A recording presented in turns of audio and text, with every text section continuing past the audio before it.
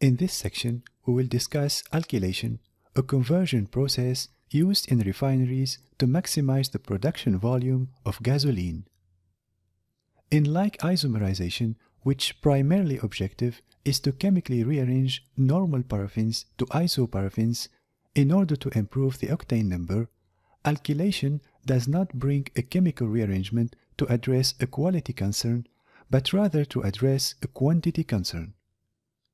Since gasoline demand is constantly increasing, refineries have to cope with this demand, and alkylation is the appropriate response and process to this.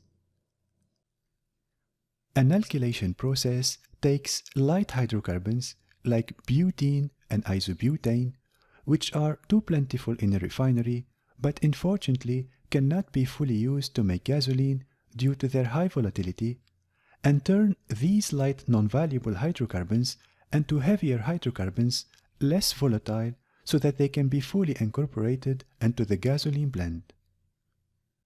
And as a consequence, this contributes to increase the production volume of gasoline in a significant way.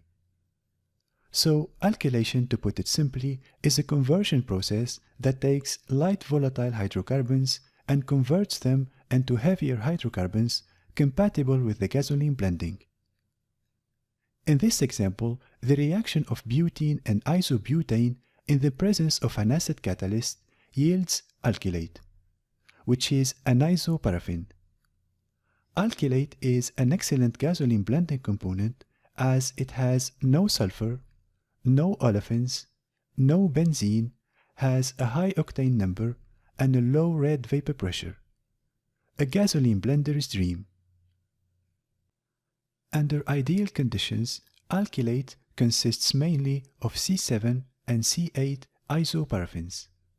But the butene in the feed are so reactive that other not so high octane number components form as byproducts.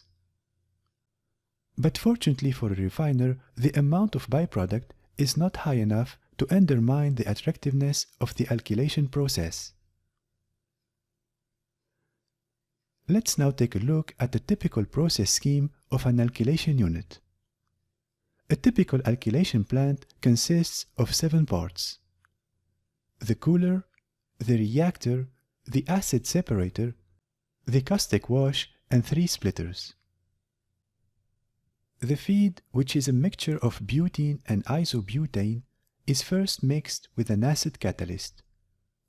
Most of the refineries use sulfuric acid as catalyst in liquid state. The mixture is sent to a cooler, then introduced to the reactor.